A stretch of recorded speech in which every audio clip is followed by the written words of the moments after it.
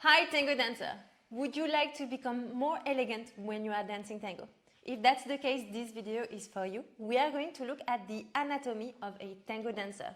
So we are going to look at your posture as a tango dancer, body part by body part, starting from the toes all the way up into the head, looking body part by body part, what you want to do and not do when you are dancing. This is important because it's an individual work. It's something for you as an individual dancer. You need to know, you have to be aware of your body, you have to be aware of where are your arms, where is your head, how you are positioning your feet in your dance. So it's nothing to do with your partner, it has to be all with you as an individual dancer. The first body part is your toes. Your toes are very important that they are relaxed. This is for both, for leaders and for followers.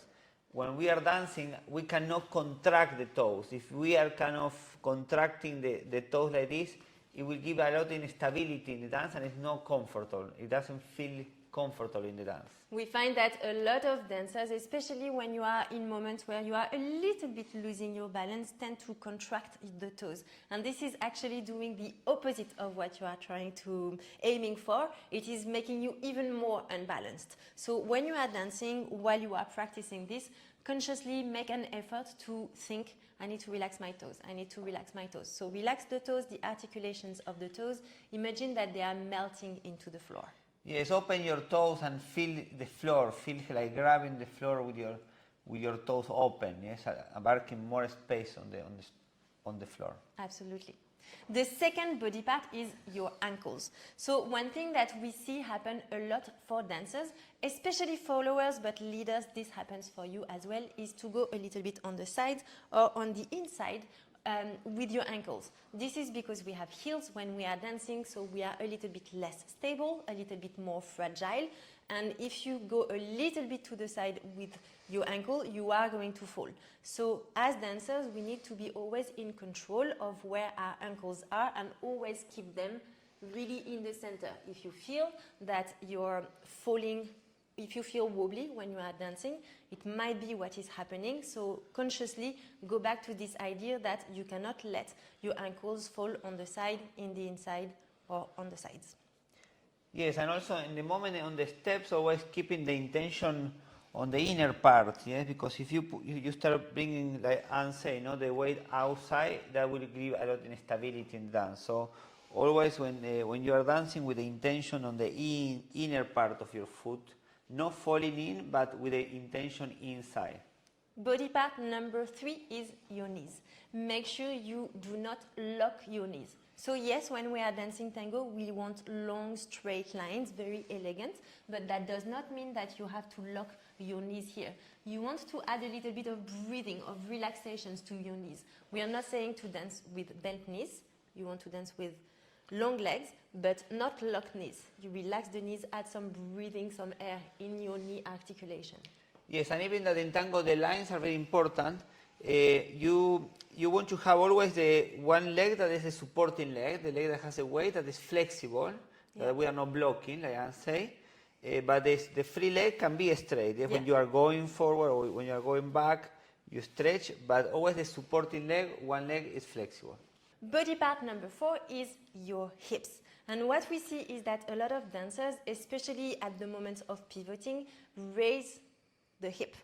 Bring the hip up, and this is making you fall, lose your balance. For example, if I were doing an ocho, if I go here with my hip, this is going to make me fall on my partner. So you want to always think that you are keeping your hips parallel to the floor. Always think your toes are touching the floor and your hips are parallel to the floor. You do not let this or this happen. Yes, to have the hips in control again is for both, for leaders and for followers.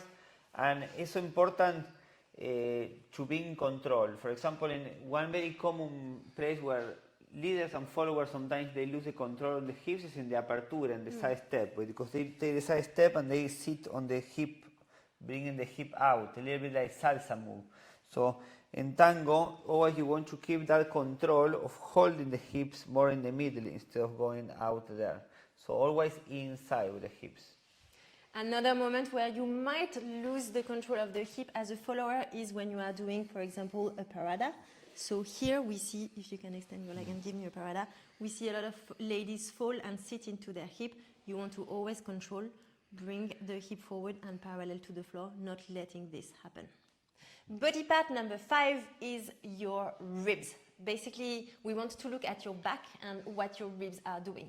So we see a lot of dancers when you are moving, either when you are trying to go into the close embrace or when you are dissociating, you let your back arch like this. And this is beautiful, but not really good for your balance. And instead, in order to keep your alignment and have a great balance, you want to think of your floating ribs, so the ribs that are in the lowest part of your ribs, the ones that are here.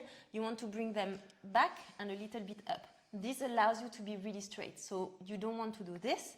Instead, you want to bring your floating ribs towards the back and a little bit towards up here, like that. And this allows you to be always straight and more in control of your balance.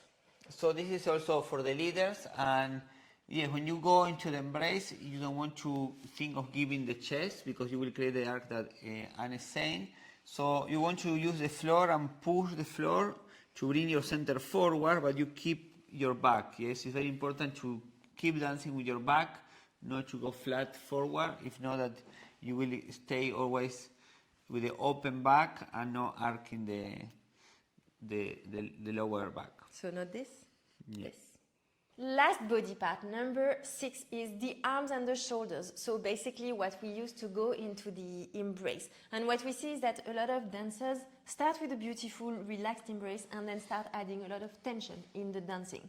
Maybe you are losing your balance a little bit, or the dancing gets a little bit faster. You're trying to communicate with your partner using the shoulders and the arms. We do not want to do this. We always want to keep a relaxed shoulders and relaxed arms.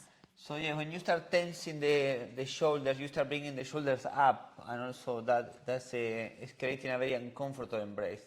So the shoulders and the arms.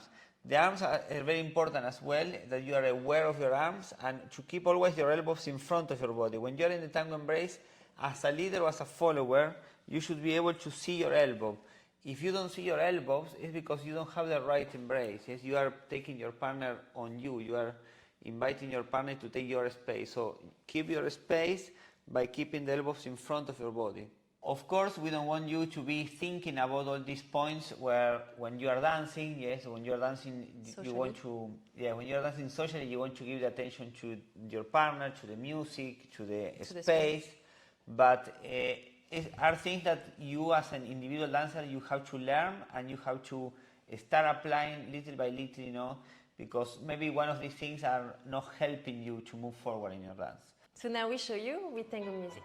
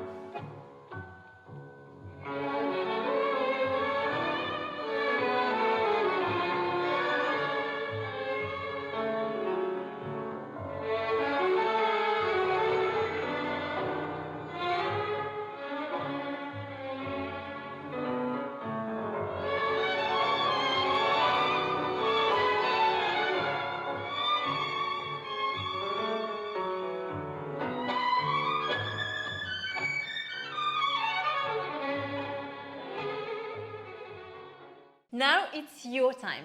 Did you resonate with any of these concepts? And is there one of those body parts that you're thinking, okay, I need to practice this, I need to improve on that? If that's the case, please let us know in the comments below.